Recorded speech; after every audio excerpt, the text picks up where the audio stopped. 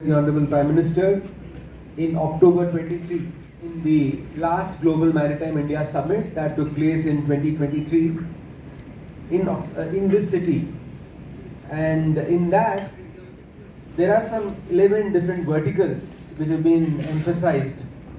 And some of these verticals include port modernization and mega ports, then green shipping and poor green ports, digitalization, and so on.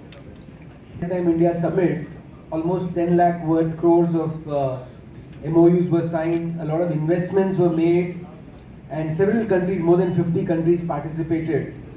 So this gave a fillip to this ministry over the last couple of years to work really hard at translating the vision into reality. And I'm glad to tell you that several things have happened in the last 2 years, and some of which I will highlight, some of which you might already know.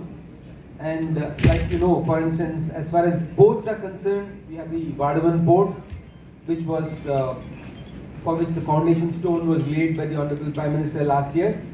And काम बहुत जल्दी चल रहा है, and hopefully in another few years, I think 28 is the date being looked at. So that port will add 300 million tons of annual capacity, maybe 10th among the 10 large ports in the world, and will double our container handling capacity from 22 million TEUs to about 45 million or so. So this is just one example.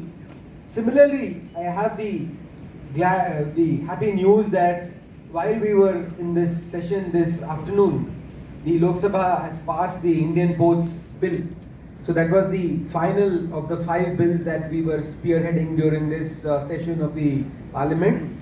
So the Merchant Shipping Bill, the Indian Ports Bill, the Coastal Shipping Bill, the Carriage of Goods by Sea Bill, and of course the Bills of Lading Bill.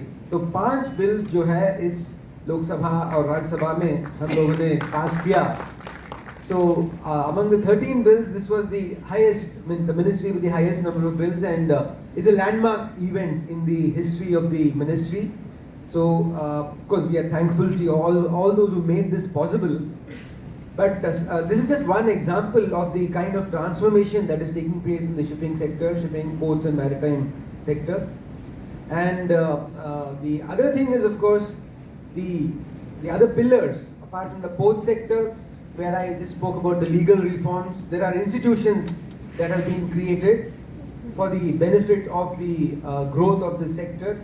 And that includes, apart from new ports, it includes centers of excellence across the country in digital, in green, in international cooperation, and in inland waterways. And the latest is one on digitalization. So these are centers of excellence which have been set up. New organizations like the Indian Ports and Ropeways Corporation Limited, IPRCL, has been created. The IPGL to run our ports in other countries like Myanmar or Iran has been created. And several fora like the Maritime, the States Development Council, the Inland Waterways Development Council, etc. have been created so that it fosters more of interaction between states, both maritime states as well as waterway states. Similarly, as far as growth is concerned,